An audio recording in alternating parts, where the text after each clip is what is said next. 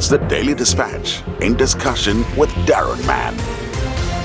The Daily Dispatch in discussion with Sam Ngwenya today. He's the spokesperson for the Buffalo City Municipality. We're heading into holiday season. We expect tourists from elsewhere in the country, but we're also very, very concerned about the state of public facilities. Sam, thanks for joining us. Your thoughts on the matter in general. Are we in a bad place? Not at all, but I think the concerns are genuine. I think it shows that, people are looking forward to actually being part of the festivities, both as being from a safety point of view and also from a tourism point of view. And of course, most people don't travel. Even the locals, not only the people that are visiting, even the locals are looking at our facilities and saying to themselves, are they going to be ready when the school closes and when the holidays are up? So we are also running around. I mean, if you look across the city, we are all over the place trying, to get our facilities in order. We ran out of space in terms of our holiday resorts and our caravan parks in terms of the booking. And our swimming pools, we've got all our swimming pools, the John Harrison, Zulicha, Parkside, the Orient pools. That's all up and running. And of course, unfortunately, we have not been able to get the Mdantsane pool up and running. We also, are very tight in terms of our beaches, Daron. Today, we know the issue of the Nahun estuary is a big issue.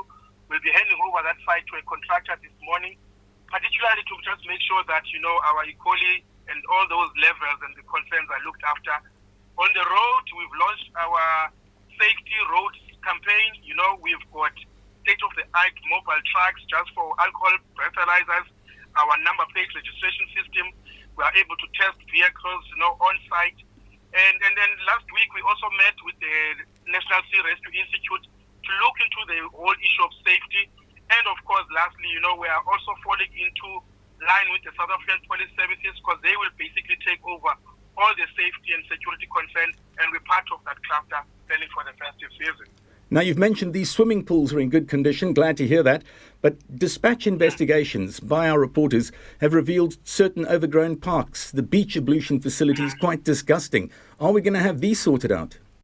Well, the problem here is not us not able to fix it.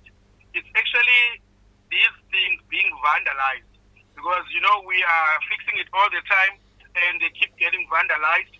So the plan that we have is to basically add in terms of the security element.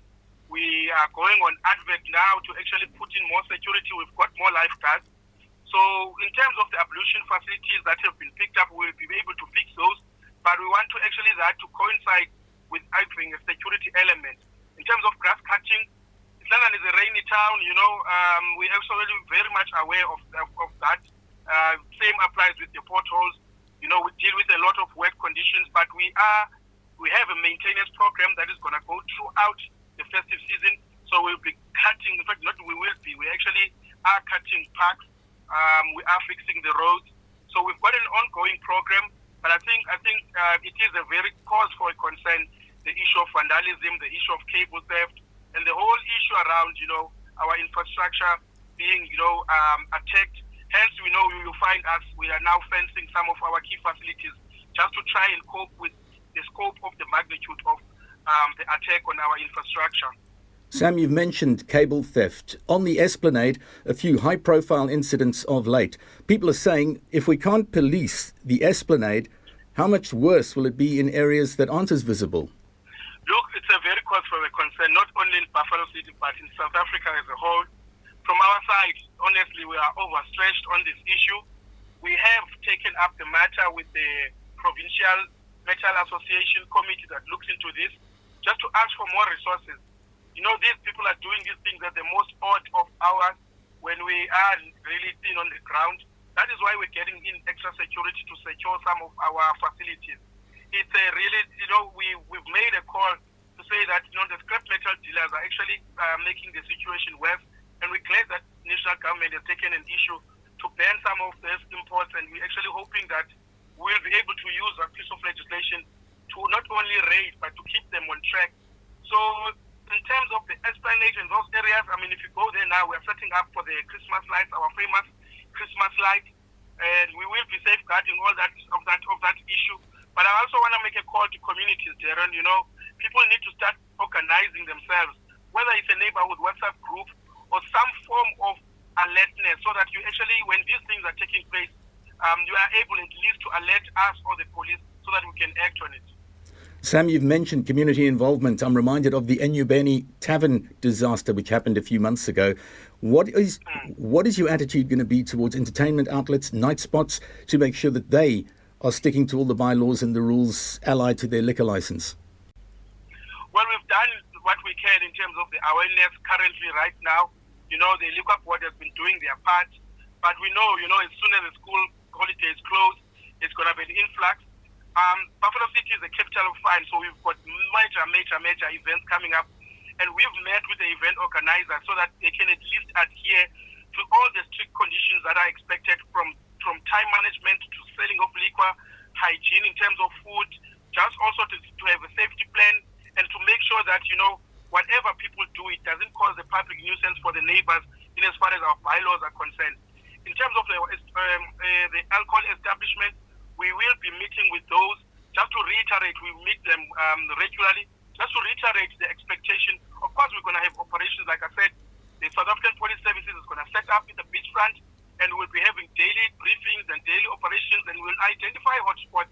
And we're really hoping that, Buffalo City will just be synonymous with more fun, with tourism, with socio-economic development, and we won't be, experiencing any form of tragedy. Generally, the people of East London, King Williamstown, are very peaceful and happy people, Daron, so we're not expecting worse at all.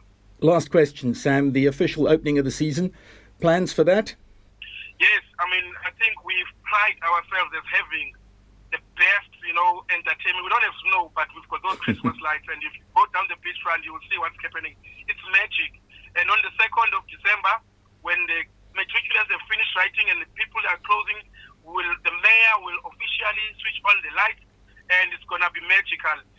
One thing for sure, you can take anyone in Buffalo City to go to the beachfront. They'll tell you they don't want to be anywhere. We will pride ourselves with that experience, and I think that once the season gets switched on, for our restaurants, for our holidays, for our hotels, everyone will stand to benefit, and we're looking forward to an amazing experience as the capital fun of South Africa. We appreciate you joining us on the Daily Dispatch in discussion today. Spokesperson for Buffalo City Municipality, Sam Ngwenya. Have a great day, Sam. Thank you, sir. Thank you very much. I appreciate the opportunity.